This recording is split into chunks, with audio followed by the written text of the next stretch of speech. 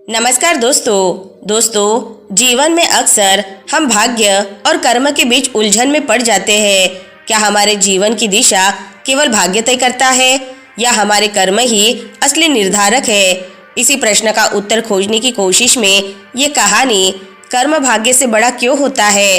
अगर आपके मन में भी यही सवाल उठ रहा है तो इस कहानी को अंत तक जरूर से देखें। उससे पहले अगर आप हमारे चैनल पर नए हैं तो हमारे चैनल को लाइक, शेयर और सब्सक्राइब जरूर से कर ले। तो चलिए दर्शकों, शुरू करते हैं आज की कहानी को। दोस्तों, गांव के एक साधारण घर में अनमोल नाम का एक युवक रहता था। वह बचपन से ही भाग्य पर विश्वास करता था। उसके माता पिता अक्सर उसे मेहनत करने की सलाह देते, लेकिन अनमोल को लगता कि उसके जीवन की हर अच्छी या बुरी चीज पहले से तय है। उसका परिवार आर्थिक संकट से जूझ रहा था। पिता एक किसान थे जिनकी फसल अक्सर खराब हो जाती थी। माँ दिन रात सिलाई करके घर का खर्च चलाने की कोशिश करती, लेकिन अनमोल का मानना था कि उनकी गरीबी उनकी किस्मत का हिस्सा है और इसे बदलने की कोशिश करना बेकार है। एक दिन गांव के मेले में एक ज्योतिषी आया।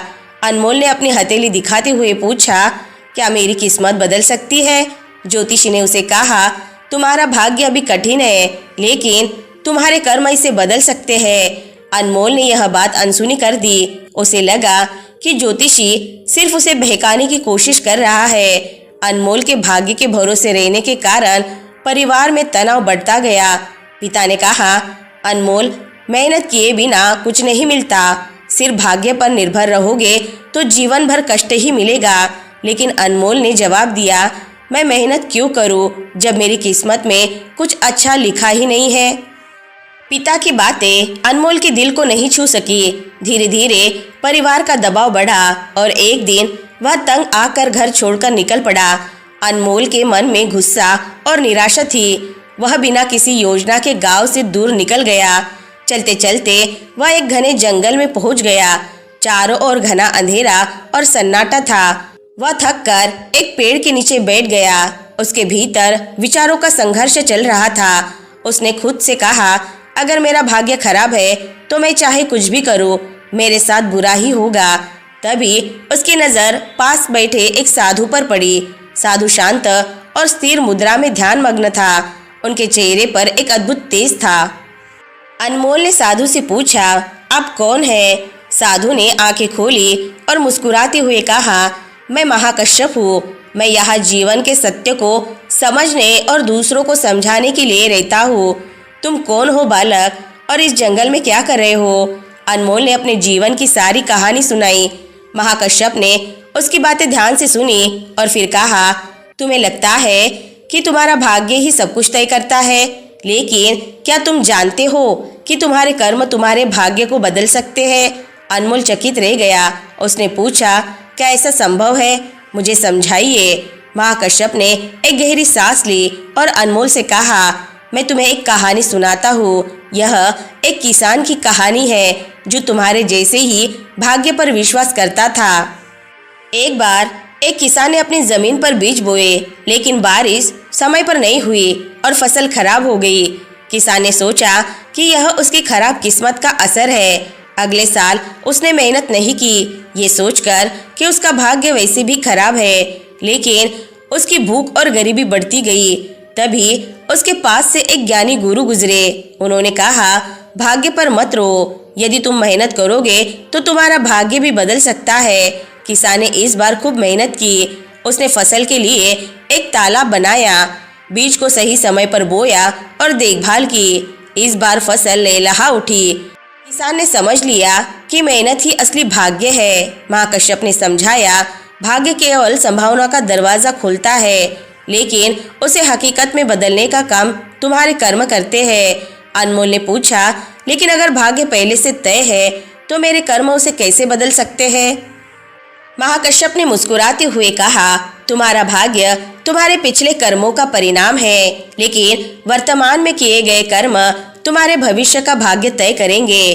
अगर एक नाव भंवर में फंस जाए तो क्या नाविक केवल भगवान से प्रार्थना करेगा या अपनी शक्ति से बाहर निकलने की कोशिश करेगा?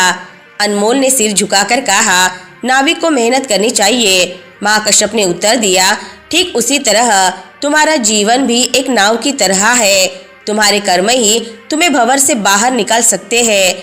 महाकश्यप ने पास के एक पेड़ की ओर इशारा किया। क्या तुमने इस पेड़ को देखा है? यह कितना विशाल और हरा भरा है। अनमोल ने सहमति में सिर हिलाया।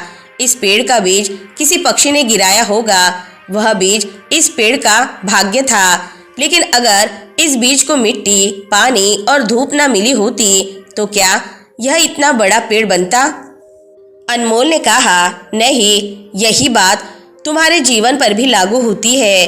तुम्हारे पास क्षमता और अवसर है, लेकिन उसे फलने फूलने के लिए कर्म रूपी मेहनत की जरूरत है। महाकश्यप की बातों ने अनमोल के दिल को गहराई से छू लिया। उसने अपने जीवन के बारे में सोचना शुरू किया। क्या मैंने अपनी गरीबी के लिए कभी जिम्मेदारी ली? क्या मैंने कभी मेहनत करने की कोशिश की? अनमोल ने महसूस किया कि वह हमेशा भाग्य को दोष देता रहा और अपनी जिम्मेदारियों से भागता रहा। महाकश्यप ने अनमोल को कुछ कार्य करने को कहा। उन्होंने उसे जंगल में सूखी लकड़ियां इकट्ठा करने को कहा। अनमोल ने मेहनत से यह काम किया और लकड़ियों का ढेर बना दिया। महाकश्यप ने कहा, अब तुम इन लकड़ियों से आग जलाओ। अनमोल ने ऐसा ही किया।